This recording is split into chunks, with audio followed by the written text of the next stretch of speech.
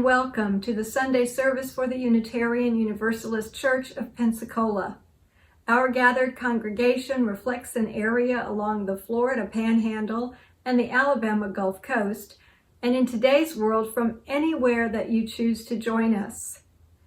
I am Reverend Alice Silty, and it is my honor and pleasure to serve this congregation as minister, a congregation whose mission is to celebrate diversity, strive for justice, and inspire love.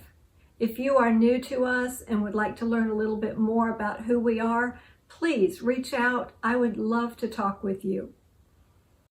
We begin our service this morning with the lighting of our chalice and music for gathering and centering. The chalice lighting words today are by Phlegence Namanamana. When strangers meet. When strangers meet, endless possibilities emerge. Each is called to serve something larger than the self. Today, this morning, let's light the chalice for openness, for willingness to grow, for rich curiosity, and for common purpose.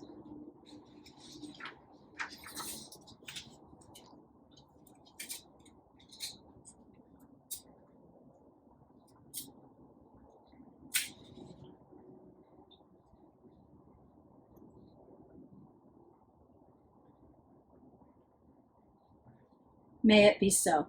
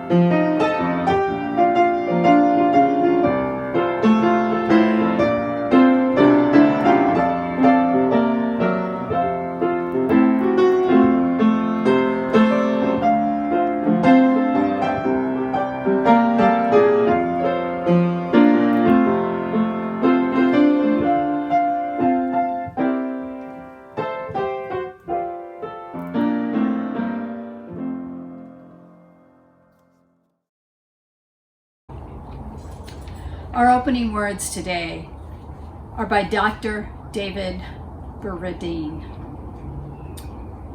The title is Hear the Beloved Community.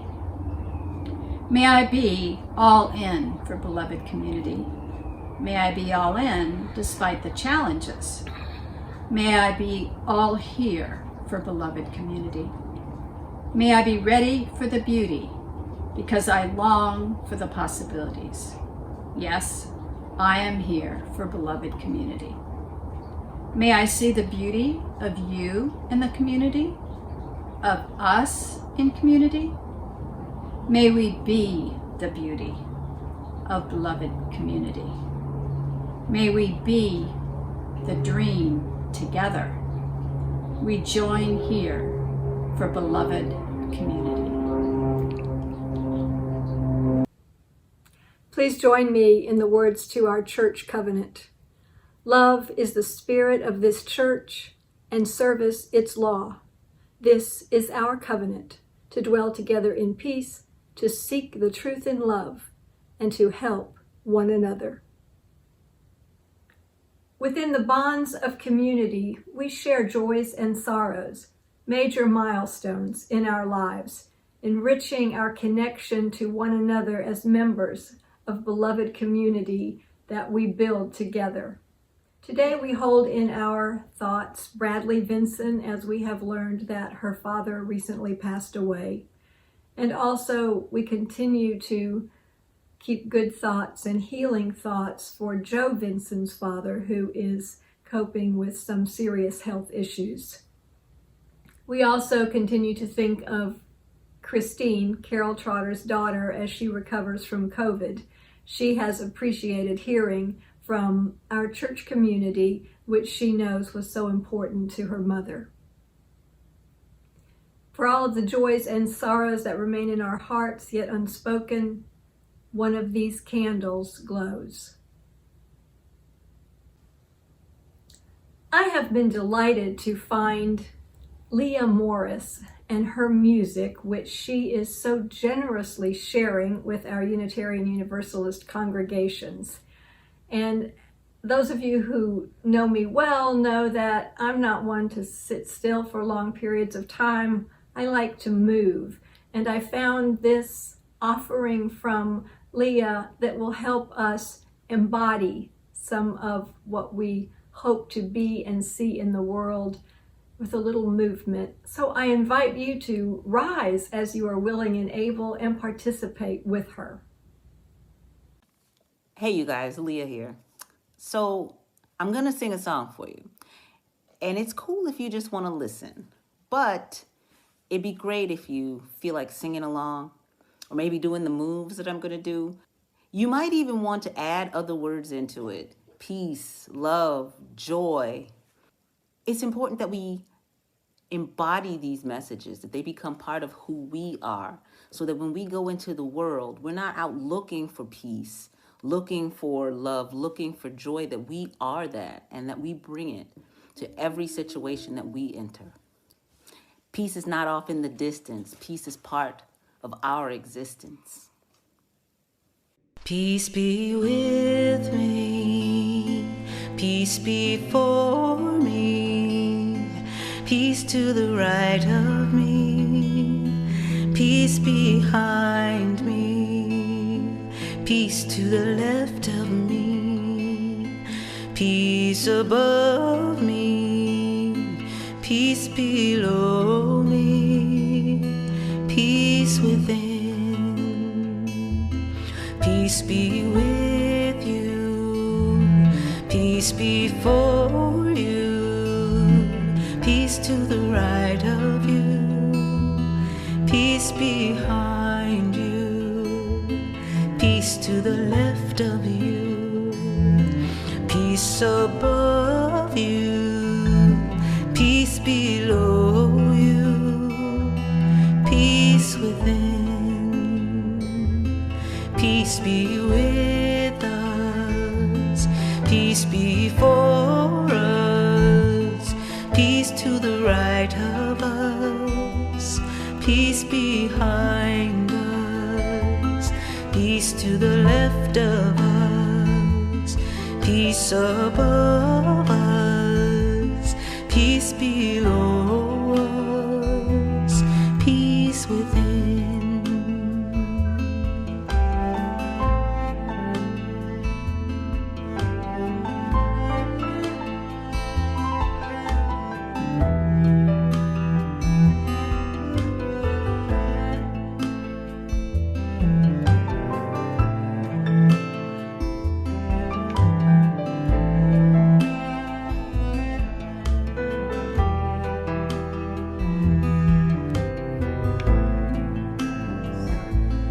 Peace be with us, peace before us, peace to the right of us, peace behind us, peace to the left of us, peace above us, peace below us, peace within.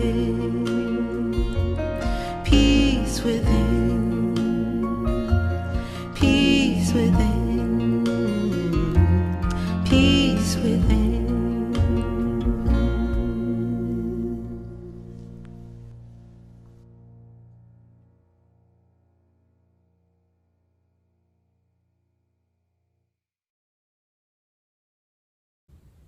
I am pleased to welcome our guest speaker for today, poet and writer Charles McCaskill.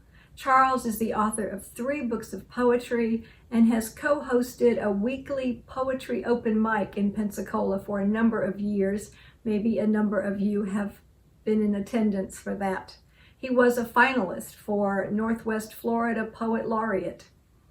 Charles speaks to us today about his faith, his poetry, and his spirituality. At the end of the service, you will see a slide that will let you know how you can purchase books from Charles if you would like to hear even more of his wonderful poetry. Thank you, Charles, for joining us today, and welcome. What will I do? People tell me that I am overreacting, that this shouldn't make me as sad as it obviously is, that this is only a see you later and not the goodbye that I will one day make. But what do they know? Grandma, you have been my first love, my first example of perfect and unconditional I have ever known. I can only attempt to model my spirit after yours, knowing that I will fail each and every time. It is the reason that we wear crosses. It is the purpose behind each pilgrimage. Not all of us can walk with faith alone. Not many of us at all can exist without a piece of God to hold on to lay hands on, to be revived by and remember. What will I do without you here? Without your presence leading me down roads my limbs have grown around. Roots so primal and holy, each trip must be a pilgrimage. And it must be a vestigial part of my brain that pulls me to the southwest, with old gospel songs coming unbidden to my lips at times when I was sure I forgot what God feels like. How will I remember now? The old landmarks are all gone. The church is so starved that the pews stick out like bare ribs. Your home, your house, my first home will be sold and flipped by hands in pockets disrespecting and ignorant of all of its history. The thousands of Sunday dinners, the 4 generations of over 60 years who called it home. Even when it is quiet, when everyone else is asleep, it thrums with life. It groans and creaks trying to find rest with the arthritis settling in its joints. And I swear that I can hear John Henry's ghost in the back room. You are all I will have left, the first and last piece of God that I can wrap my arms around. Perfect love in a body that fails you. It's been torture seeing how unkind time can be, watching the spaces between your bones get smaller and the ones between memories only grow. It all betrays the spirit of the woman I see staring back at me, mortal flesh that doesn't match the fight, of the woman who grips my hand as if I'm the last person she ever wants to walk away from. And it's unfair that the body can't mirror the soul, because then it would be easier to answer when you asked if you were dying. No, you are not dying. You cannot die. You are all there ever was, and I wish there were more of us willing you to stay solid, as full of fight and life as you always were, as you always are. Because I don't know what I'm going to do without you. I need to hold your hand. I need to see you smile. I need to know that God cannot die. When asked to speak on poetry and spirituality in my life, the answer is always my grandmother. Leila Williams was born September 10th, 1913 in Andalusia, Alabama. She is my spirituality in a way that no other mortal person is. She raised me in the church. She brought me into this faith. I remember my earliest memories were always just going to church with her, or the Saturday before church, helping her read her Sunday school lesson, or praying with her in church, or watching her sing in the senior choir, or give a testimony, or all the times that she was super excited about having her birthday party in the church fellowship hall. My grandmother was this figure to me that exemplified all those ideals that a true believer should have in whatever faith, whatever religion, but those areas where all religions kind of commingle. be compassionate to each other, be helpful, be loving, create more love in the world than existed before you got there. That was her. That was her, and watching her live and being raised by her as my mother, worked 2 jobs. Those ideals stuck in me in a way that a parable or a Sunday school lesson just didn't. Not that I didn't remember those as well, but there's something about watching someone live the ideals that you remember more than just words on one Sunday several years ago. When thinking about my spirituality, thinking about my faith, I think about her. I think about her actions. I think about the time that she helped our homeless cousin be housed as long as she could. I think about the time when she had a food plate ready for any stranger that needed some food on Sunday mornings or Sunday evenings. I think about how kind she was, how eager she was to help. These things, they're meaningful, and they outlasted her life. I wrote that poem before she died, but I only read it at her funeral. She lived to be 99 years old, and during the last few months of her life, her health was failing her. And my aunt and uncle, who both were retired professors living in Texas, decided that it would be best for her to spend the last few months there, where they could take care of her full time. And so I wrote that poem as a way of figuring out what I was going to do to hold on to my faith without her here. Hold on to the ideals of compassion and caring and God. Because she was God to me, in a way that isn't sacrilegious, but in a way that's just when you know that you owe your faith, you owe a piece of yourself to someone else. And so I grappled with that when I knew that would be the last time that I saw her alive. And I never read any of my poetry to her before then. I think it was partially because it was very secular at the time. It was very base. And at the time, I was a teenager who would be writing about, how the sky looks on a hurricane night, or this girl I had a crush on in fifth period chemistry. But watching her health fail, it made me want to dive deeper. It changed my writing, it changed my poetry, and it made me want to write more about my faith and my family and the people I care about. And I regret never having read my poetry to her to this day. I regret not sharing that piece of myself to her. And I have to believe that whatever barrier separates this life from the next, whatever energy happens after we go on, I have to believe that she knows how much she means to me. I have to know that.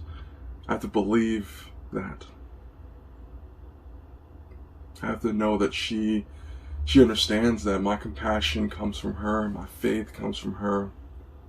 That every time that anyone thanks me for my compassion, my kindness, my generosity, every single time anyone thanks me for anything good about me, it's because of her. It's because of her. And I hope that I can act as some semblance of that for someone else. I hope that I can act as a testimony, just like she was to so many of us. Because at the end of the day, that's all there is. The words are great. I'm a writer. I have to believe in the power of words and the worth of words. But at the end of it, I don't remember the words that I heard on Sunday mornings a decade ago. I don't remember the words on a random, afternoon at a prayer meeting. I remember the songs because the songs were beautiful and catchy and poetry in their own right. But what I remember about my spirituality, what I remember about growing up in the church is her. Watching her live out those ideals, watching her live out those lessons. That's what I remember. I think that's what a lot of us will remember. A lot of us will remember how our neighbors, how our friends, how our family embodied the ideals that we believe in. How they moved us with their compassion, how they moved us with their generosity, with their understanding, with their ability, their eagerness to reach out a hand over a separation and connect with people that they don't necessarily have common ground with sometimes. And I just hope that the compassion that she gave me, the compassion that she inspired in me, lives on and can create ripples for someone else. And I don't necessarily need to be as strong of a figure for someone else as my grandmother is for me, but I hope that just being myself and being a generous person, that I can inspire generosity in others. So after that, I wrote more about her.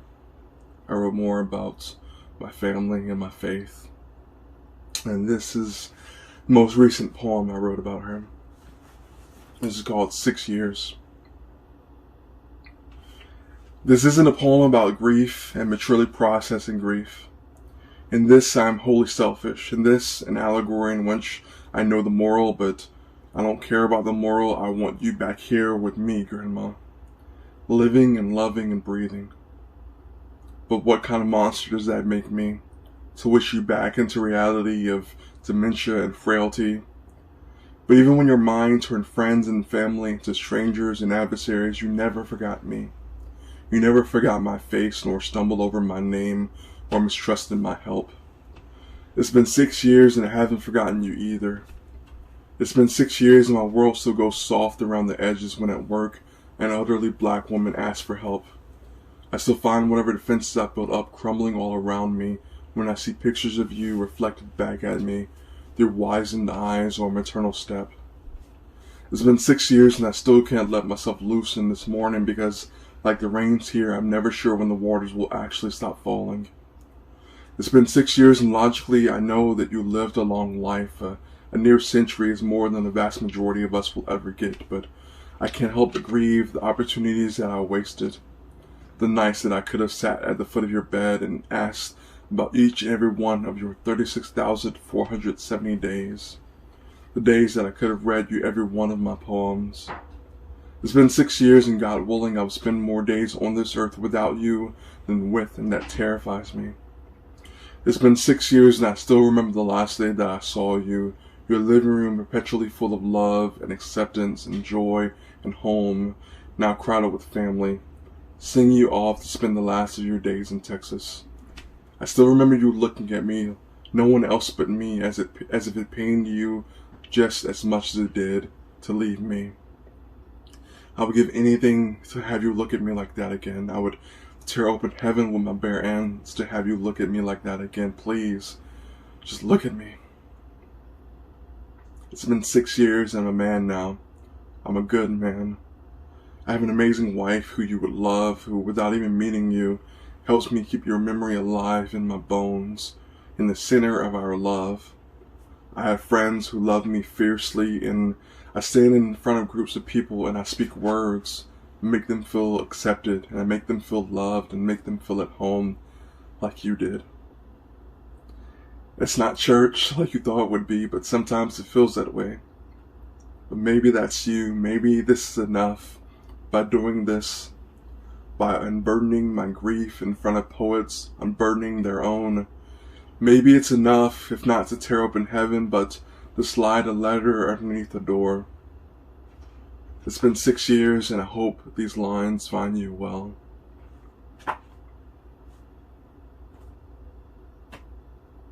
When asked of my poetry and my spirituality, it's this woman. And I hope that we all can have a piece of that in our lives. I hope that we all live our beliefs, our tenets, our ideals so strongly that we're just living testimonies to other people.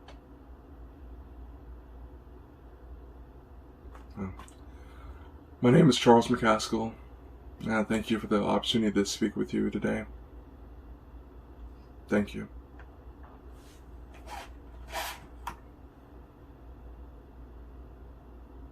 May I ever use my hands for lifting up. May I ever use my voice for speaking truth. May I consecrate each day and live with joy and wonder. May I sow in peace as all the wild things do.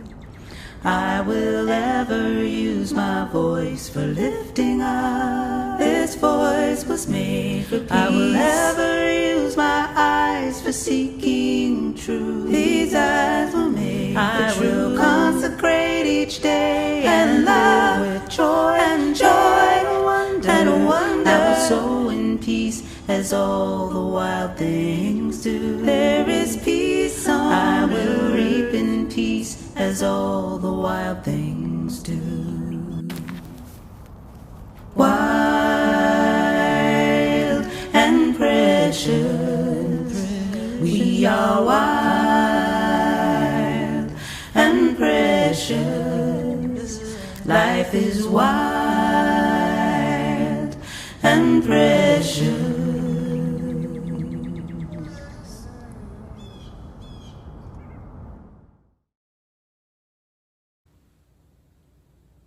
We are a community of memory and hope.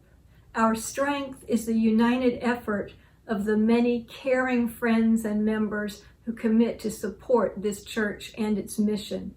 Please remember that our church counts on the generosity of those who pledge and also who contribute to the offering taken each Sunday morning. When we gather in our sanctuary, we are able to pass the offering plate. As you know, that has not been possible lately. And so I offer you now the information for how to text and give or write a check to the church. Thank you for the generous way you contribute to the life of this congregation and its mission in the community.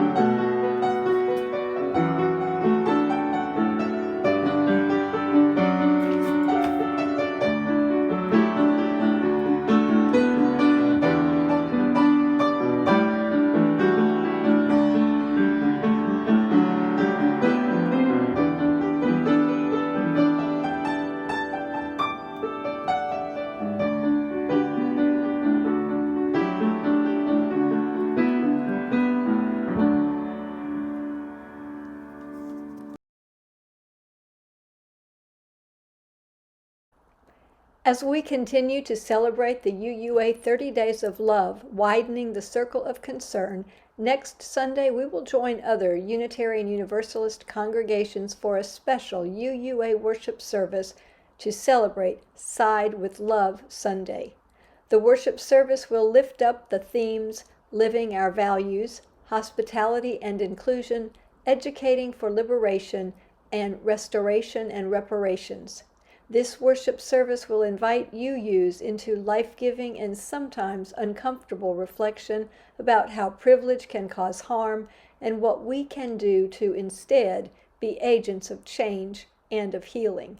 You will receive the link for the service as usual in a Sunday morning email.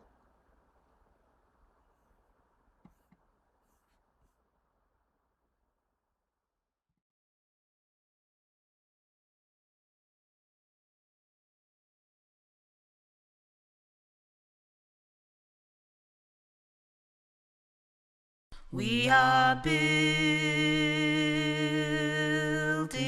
a new way. We are building a new way. We are building a new way, growing stronger every day. We are building a new way. We are working to be free. We are working to be free. We are working to be free of hate and greed and tyranny. We are working to be free. Peace and freedom is our cry. Peace and freedom is our cry. Peace and freedom is our cry. Without peace, our world will die. Peace and freedom is our cry. I close this morning with the sentiment expressed earlier in our opening words. May we see the beauty of one another in our community. May we be the beauty of beloved community. May we be the dream together. Go in peace, and may peace go with you.